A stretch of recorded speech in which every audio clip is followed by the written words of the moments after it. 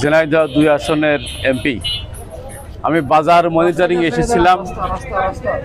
তো বাজার, গোশের বাজার, বিশেষ করে গরুর গোশত, খাসির গোশত, মুরগির বাজার, এইগুলো আমি পরিদর্শনে গিয়েছিলাম। তো বাজার একটি স্বাভাবিক সময়ের চেয়ে একটু বাজারের দাম বেশি। স্বাভাবিকভাবে কয়েকদিন, এক সপ্তাহ আগেও গরুর গোশ ৭২০, ৭৩০ এরকম বিক্রি হতো, এখন ৮০০ টাকা বিক্রি হচ্ছে। কারণ জিজ্ঞেস করলে তারা বলছে আমরা যে দামে কিনছি সেই দামে বিক্রি করছি, কেনা পড়ছে বেশি, বিক্রিও বেশি। আর জিজ্ঞেস করলে সরকারি হয় বা হাট কর্তৃপক্ষ কোনো রেট দিয়েছে কিনা, রেট নাই।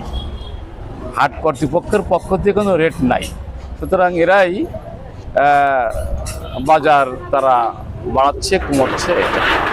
সরকারের পক্ষ আমি দৃষ্টি আকর্ষণ করব, সংশ্লিষ্ট কর্তৃপক্ষের একটা রেট নির্ধারণ করে দিলে ভালো হয়, জনগণ ভোগান্তির শিকার হয় না, বাজারটাও নিয়ন্ত্রণ থাকে।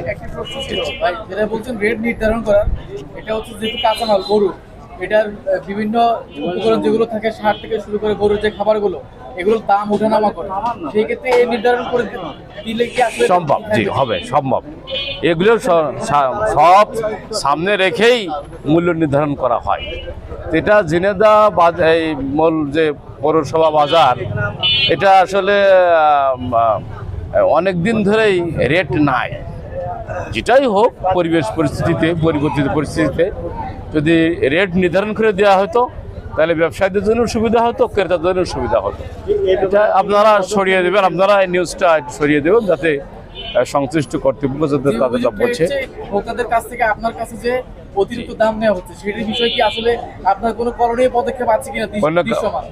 দৃশ্যমান এটাই যে মূল্য নির্ধারিত হয়ে গেলে তারা সবাই, তারা করার ক্ষমতা, মানে ব্যবসায়ী এবং ক্রেতা সবারই সুবিধা হবে। মূল্য নির্ধারণ না করাটা আমি সমস্যা মনে করছি। না, তাদের উদ্দেশ্যেও একই বক্তব্য আমার, যে তারাও এই মনিটরিং ঠিক মতো করে। বাজার সবারই দৃষ্টি আকর্ষণ আমি আপনাদের মাধ্যমেই আমি দিচ্ছি।